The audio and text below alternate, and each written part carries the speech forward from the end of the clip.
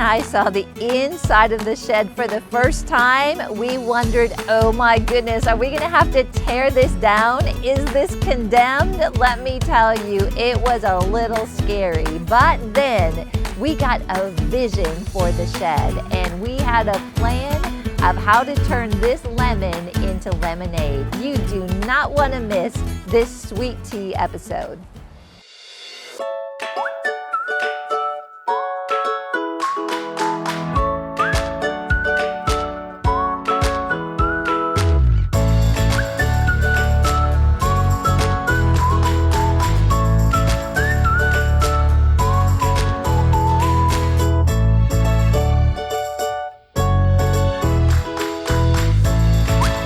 Welcome to Sweet Tea Hospitality. I'm so glad that you're joining me today. I'm Karen Conrad, and we are in the midst of a project in Cocoa Beach, Florida. This is the third episode, and we are talking about the shed.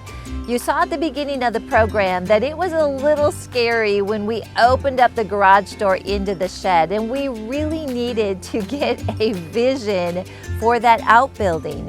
And really, when we look at property, most people don't think too much about the outbuilding, but we needed to do something with it that was going to help us to attract renters for this vacation rental. We couldn't afford to just leave it in the back. We really needed to have a strategy for it to add to the value of the property.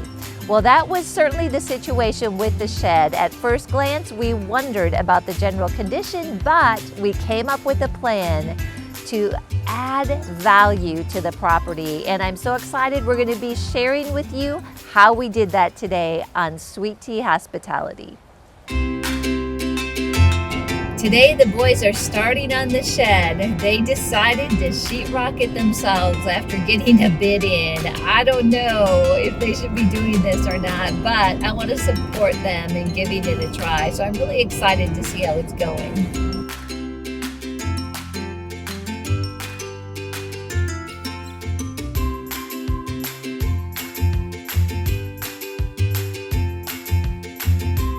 Let's have just a couple ideas about personal preparation for doing work around the house. The first thing is you've got to kind of get your man-do going. So if your hair's out of place and it looks like it's a little bit wild, that's a good indicator that you're ready for some work. And don't shave. Just kind of like let it grow a little bit. And I've been on the job longer than Dave. A few weeks. Okay, what we're doing here is we're actually putting drywall in the ceiling of this bungalow sub-building. What are they calling this? Also known as a shed. Also known as a shed. That's too fancy to be a shed, so we're going to come up with a name. But we're cutting right now a couple notches using this jab saw. It's called jab because you can jab through drywall, make your little cuts to go around little obstacles. But let's talk. Which we have a lot of. We have a lot of obstacles, as you can see. We've got a fan. We've got the garage door assembly, and we have hurricane straps, which are like straps that hold the roof to the walls of the shed, so the roof doesn't blow off in a hurricane. That's right. And then this yellow apparatus in the background, that is a drywall hoist. So you put the drywall on there, and it holds it up there so you can maneuver it around and eventually screw it into the 2x4s, 2x6s. Helps a lot. Helps a lot. Our first sheet of sheetrock is a little bit slower because we have all these different cuts of styrofoam we're putting up in the area. Oh, wow. Yeah, see these boards? Yeah. So if we're over here, we'll be able to just make long strips and just put it in. Nice. But it's easier to make these big squares. Wow. Okay. Let's talk about this shed in the backyard. It was something that we saw as potential in this property. But when we went into the shed, it was, oh my goodness, full of everything that you can imagine. And one of my biggest concerns was make sure that that shed gets cleaned out before closing. Well, we almost made it. It was pretty clean, but we had to have a group come in and actually remove some of the old shelving. As we've taken a look at this, we're seeing some really exciting potential. We thought initially that we would bring a workout area back here, and we're still going to go with that plan. But we started to dream about it and think, how would this really be used? Definitely a workout area. But now we're looking at bringing pavers in the front. We have to fix the plywood floors. We have to sheetrock it. We have to bring electricity in. But also we're going to bring in a ceiling fan. We're going to bring in a TV, an air conditioner, and make this a space that is an extension of the house. And we really feel that this is going to be a place that people are going to love to hang out. And I think this is going to give us an edge as a vacation rental to have this additional space, maybe even like a man cave or a place that the kids are going to want to hang out.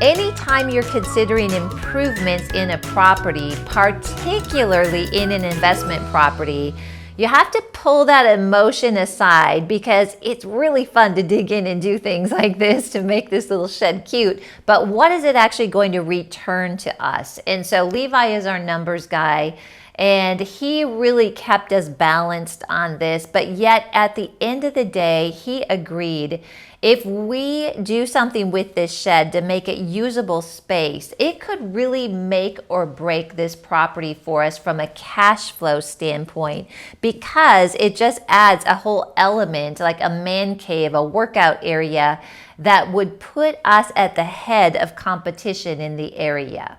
So when we started looking closely at this shed, you know, it looked very non-permanent. And by that, we were just like, okay, if we put money into this, what's going to happen? Is it going to hold up? Is this even a legal building? Is someone going to show up and say, what are you doing with that shed back there?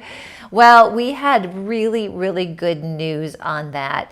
The previous owner stopped by, and he shared with us all the things that he had done with that shed. And we were just amazed and so grateful to learn this information. One of the things that concerned us was the stability of the shed. And you know what? We learned that he put in 12-inch concrete footings on the bottom of this shed, and he added hurricane straps. I didn't even know there was such a thing as hurricane straps, but I know we're glad that we have them, because we know that that shed's not going to go rolling down the street somewhere if there's a heavy wind.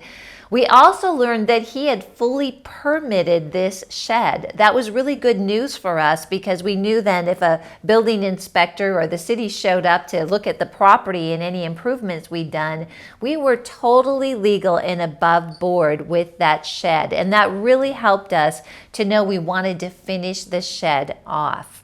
So the other thing that we learned with this shed is that on the back of the wall on the side, we saw that there was a lot of sand that was building up on the side that was starting to cause the siding to deteriorate.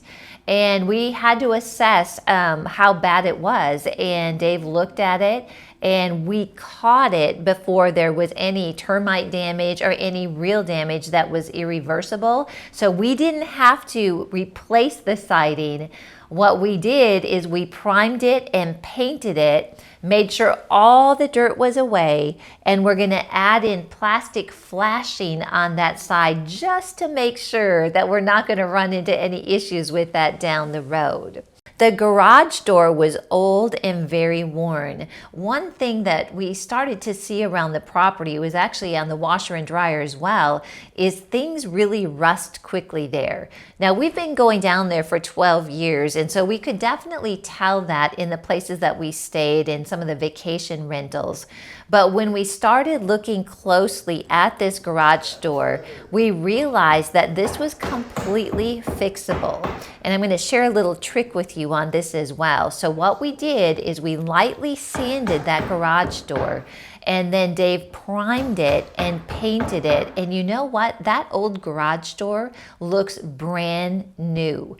And so when we purchased patio furniture that had some of that metal as well, what we started doing is spraying it with clear Rust-Oleum. And what that does is it seals it up, so when that salt air hits it, it's not going to rust it near as quickly. So if you've got a place by the beach, or you want to buy a place by the beach and you're wondering, what can I do with this rust?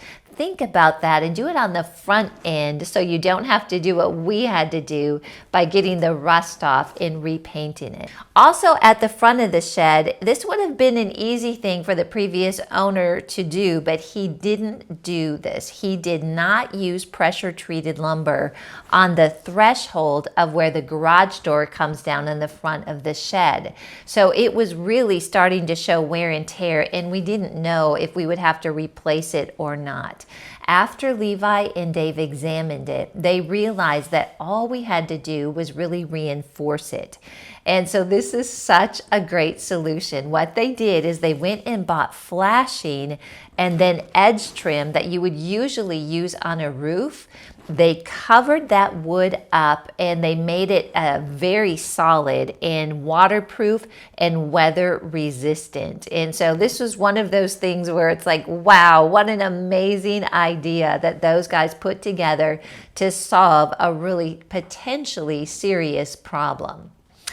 The property, when you went in the back and in front of the shed, it had no driveway whatsoever. It was just grass, but really I would say at best it was actually just weeds. So we knew if people were going to actually use this shed, we'd have to figure out a way to make it accessible in a place where it wasn't like, you know, you draw straws for who has to go back to the shed. It's kind of scary back there, you know. It's all these plants and trees, and if you don't have a clear path or feel like it's neat in what you're stepping into, it would really be a deterrent. So what we did is the guy that was doing the pavers for the driveway, we asked him how much it would cost to add pavers to the very back of the house. So we would create one patio, which brought it closer to the shed, and add a pad of pavers in front of the shed where the garage door is and around the side to the side door.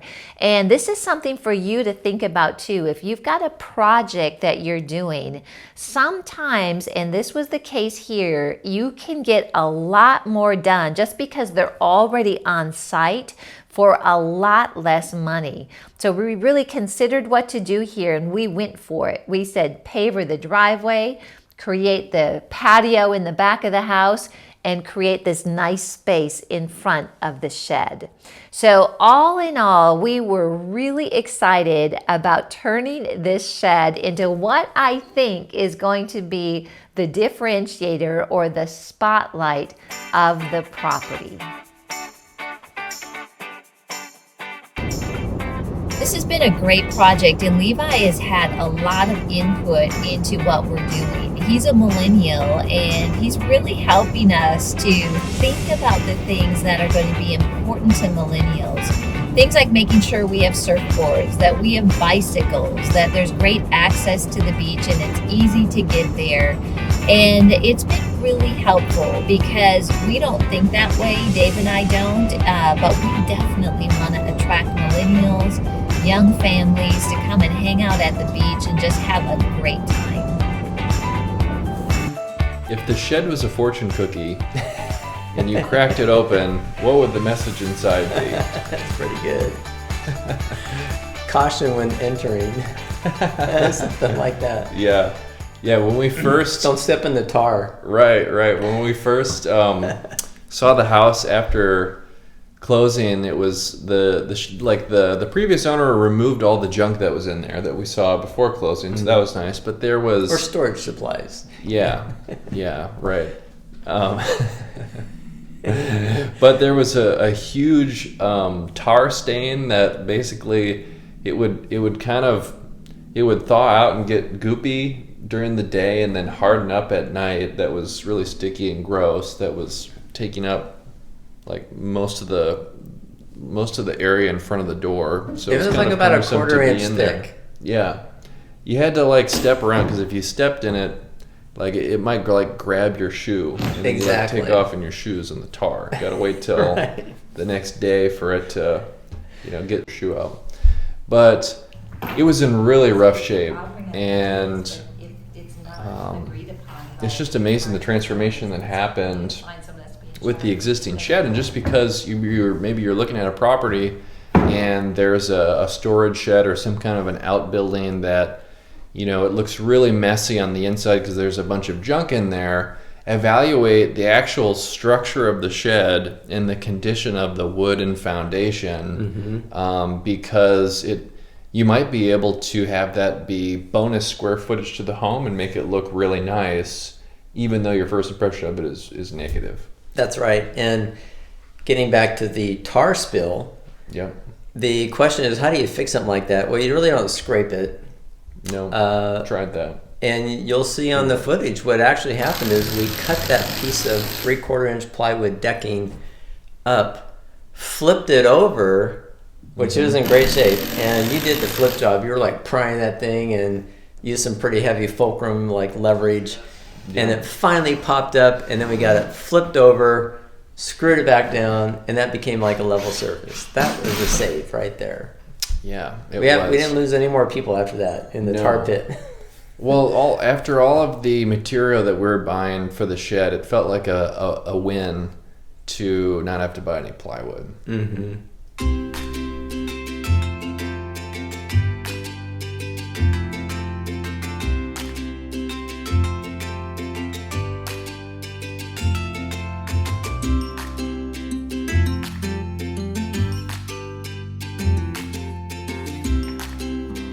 Working on this shed and trying to find the potential in it was just a real reminder for us to really seek the Lord and ask Him to help us to see the value and what's the purpose of this shed.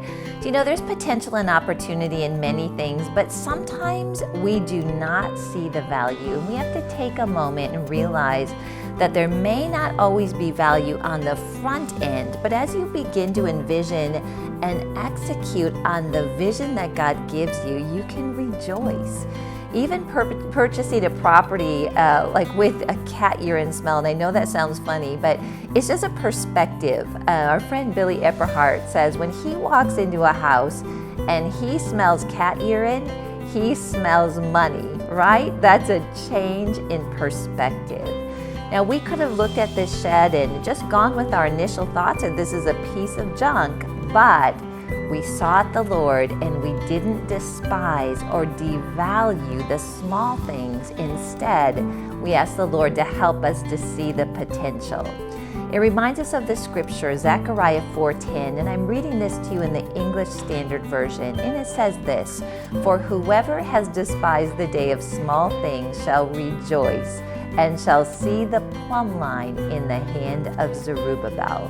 That was definitely our experience with this shed. And if you've got something in your life right now that you're just not seeing the value, you're not seeing the potential, sometimes it's even other people in our lives. Other times it might be something, a project or something that we have started to work on and we just feel like we want to give up. I want to encourage you to seek the Lord and ask Him to show you the value. And I believe when you do that, you will get to that place that you will rejoice.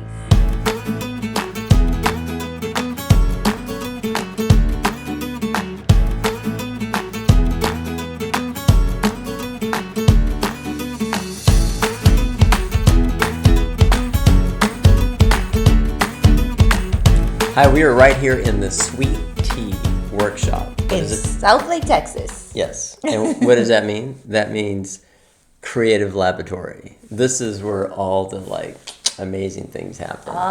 Yeah, all this happens, drawing things out, trying to figure out what we're going to do. Yes. Where vision happens and then reality, Yeah. puts it together, which makes me think about one of our fun projects, the shed. The shed. And can I just say it's really fun to have you in here. It's great to be in here. We have had a lot of fun experiences, I would say, over the last couple of months at the Beachside Bungalow. Some of them you've already seen, some you are yet to see and experience with us. But there's times that Dave will say, hey, oh, no problem, I can do this. And my assumption is that he's seasoned with this. He's done it before. Right. And we had a very Only to find out. He's never done it before. So we had a very interesting experience with the shed. So Dave, I'm going to let you kind of share with them what happened with that little project. Sure. Well, we got a bid to do the sheetrock, tape, texture, mud, all those terms that... In and out in 2 days. What does that mean? And we as a team decided, Levi and Levi agreed to this, that we can put the sheetrock on. Yes. We can do that and save some money. Yes. So we actually did, and it turned out great. We learned so much. It's not that difficult because they cover up mistakes with the tape and mud. That's the great part. It's the great part. So we had some mistakes, but they got covered up. But one of the funny things that happened is we had an electrician come in ahead of time, place wires in the overhead structure of where the eventual can lights would take place. And we're all excited, and we're putting up the sheetrock, and it's done, and it gets taped, it gets textured. We paint it. The electrician comes back to put the can lights in, and he says, where's the wires?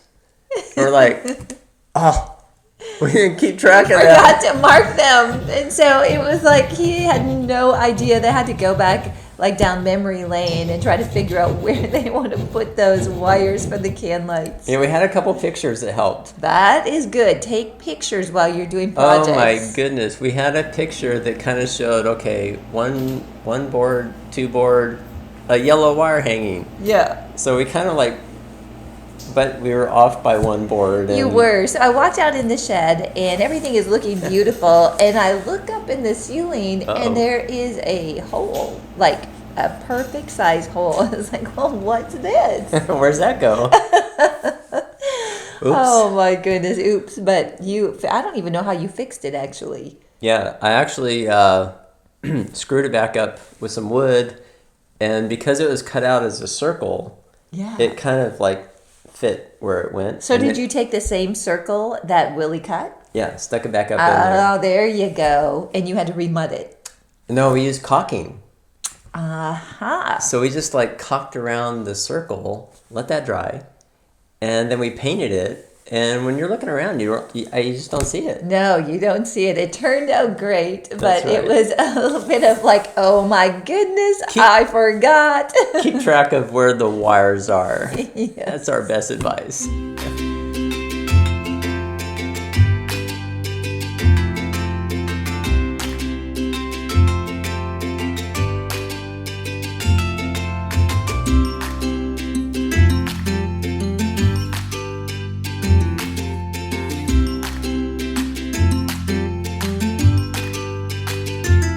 Well, remember, when you've got an investment property that your cash flow is going to make or break you, it's really important to consider every cost that you approve that goes into the property. We've really learned, no matter what we expect, to add about 20% on, because as you get into the project, there's other things that pop up, or you start thinking about, if we just added this, it would add here, and we don't think about those things all the times on the front end. So that was definitely the case here. And I'm going to run down the cost of making this the shed. a really integral part of the beachside bungalow. So bringing in electrical was $1,200, which we felt we got an amazing deal. Remember, they had to dig in the ground from the house back to the shed, and we did it right. So we were very, very excited to have electricity back there, which is going to make it completely functional compared to if we didn't have electricity. The paint on the outside of the shed and the inside was $360. If you've got a company, I would encourage you, a lot of people don't think about this or they don't think they qualify, but I would encourage you to we worked with Sherwin-Williams, and get a business account set up. It immediately gives you a discount on paint, and they have access to a lot of information. You can go from city to city, they're nationwide, and that's why our paint was only $360. That actually is about a 40% savings off of retail. We added a ceiling fan. I got a great deal in Home Depot. I was wandering around Home Depot, which is a pretty big part of my life these days. And I looked ahead and there was this sign. It was like closeout. And Levi was with me and we're like, oh my goodness, look at that ceiling fan. We got this beautiful ceiling fan for just $149. The flashing on the front was just $35. We put in the window air conditioner because we know it gets really, really hot in Florida. We wanted to make it comfortable and usable, and that was $300. We added the window so that we had some natural light in there, and that was $269.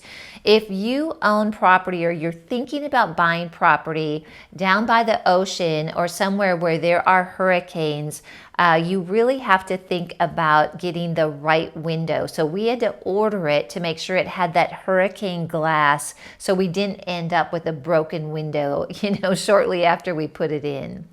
The lights on the outside are my favorite outdoor lights. You saw them on the coastal cottage and you're seeing them here on the beachside bungalow. It's the best deal around. You get a package of 2 for just $49, and that lamppost look is just perfect. Sheetrock, insulation, and the screws were $700. And remember, we had a bid to do that for $3,800. So boy, did we save a lot of money with Dave and Levi taking on that project. We hired Alfred to tape and texture the shed, and that was just $800. So really, when you look at it, if we would have hired somebody to sheetrock, that would have been $3,800, but we spent $3,862 total on this shed.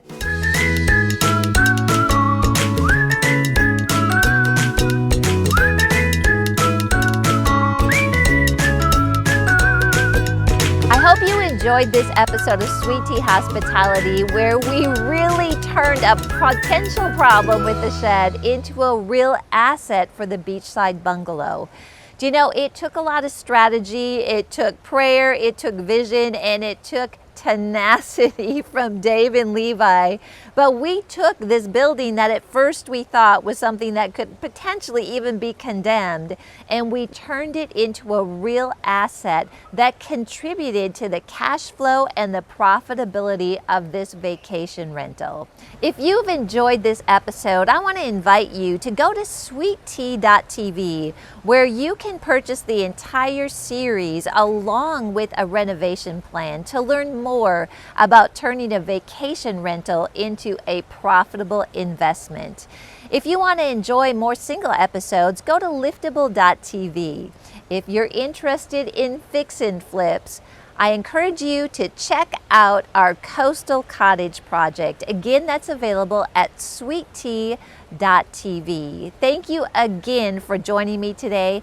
I'm Karen Conrad, and I'll see you next time on Sweet Tea Hospitality.